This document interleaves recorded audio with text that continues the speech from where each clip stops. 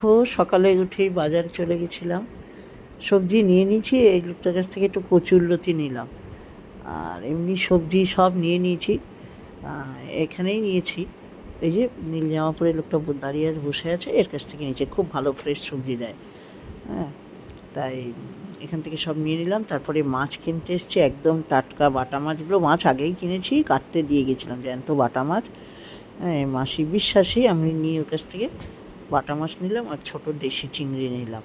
চলো আজকে ঘরে গিয়ে তোমাদের একটা পটলের রেসিপি দেখাবো। চলো তোমাদের আজকে পটলের থ্যাতলা দেখাই।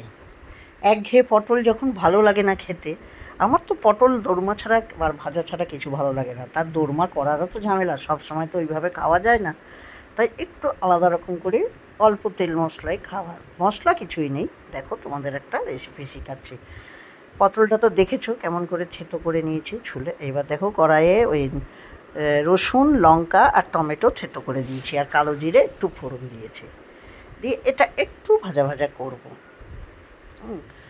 সব কিন্তু থেতো করে নিয়েছি, তোমরা শিলেও থেতো করতে পারো, আমি একটু হামানদিস্তাই করেছি। এই দেখো একটু ভাজা ভাজা মতো হোক, একটু ভাজা ভাজা হবে, বেশি না। তেল কিন্তু আমি অল্প তেলেই করব, অল্প তেলেই করব। এটাকে একটু দেখুন নাড়িয়ে নিচ্ছি।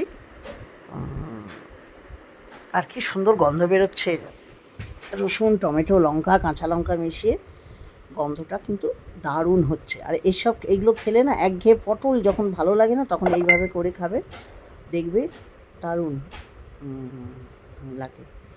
তো এই দেখো ভাজাটা আমার হয়ে গেছে। এবার আমি ওই থ্যাতলানো পটলগুলো দিয়ে দিলাম। এবার তোমরা কিন্তু কেউ যারা অনেকে বীজ খেতে চাও না, বীজ ফেলে দিতে পারো। আমি বীজটা দিয়েছি, আমার আবার বীজটা ভালো লাগে, কিন্তু জানি বীজটা খাওয়া ভালো না, তবু আমার ভালো লাগে, আমি একটু দিয়েছি, বীজটাও দিয়েছি। দিয়ে এটাকে একটু এবার নাড়বো। আর বীজটা বলতে তোমাদের ভুলে গেছি, পটলটার মধ্যে আমি একটু নুন দিয়ে মেখে রেখেছিলাম যাতে একটু নরম হয়ে থাকে। তো এটা দিয়েছি। এবার লবণটা তোমরা আন্দাজ মতো দেবে, যে যেমন খাও। আর যারা মিষ্টি খাও তারা একটু মিষ্টি দিতে পারো, কিন্তু আমার মিষ্টি দিই না, আমাদের এটাই ভালো লাগে।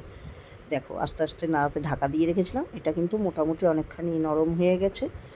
আর এর মধ্যে একটু হলুদ এবার দেবো, আর একটু আমি কাশ্মীরি লঙ্কা গুঁড়ো দিয়েছি। এটা তোমরা ইচ্ছা করলে স্কিপও করতে পারো, আমি একটু দেখতে ভালো লাগবে সেই হিসাবে দিয়েছি।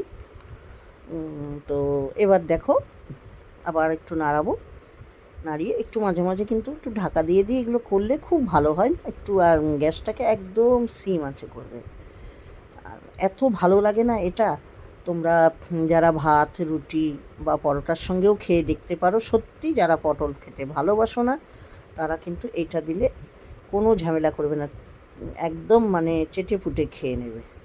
আর এই দেখো মোটামুটি হয়ে গেছে। আর ধনে পাতা দিলে একটু ভালো লাগে, আমার কাছে ধনে পাতা ছিল না, থাকলে ধনে পাতা লাস্টে দিয়ে দেবে। আর কিন্তু কিচ্ছু লাগবে না, কোনো মশলা আর এক্সট্রা লাগবে না। এই দেখো কড়াইয়ের গা থেকে উঠে আসছে, আর আমি তো তেল এক ফোঁটাই দিয়েছি। আমার রান্নাটা মোটামুটি হয়ে গেছে, চলো এবার নামিয়ে নিই। এই দেখো কি সুন্দর হয়েছে, এটা তোমরা খেয়ে দেখো, যারা করোনি কোনো দিন থেতলা পটলের থেতলা করে দেখো, আর কেমন লাগলো কমেন্ট করে জানিও। সবাইকে ভালোবাসা অনেক, বাই।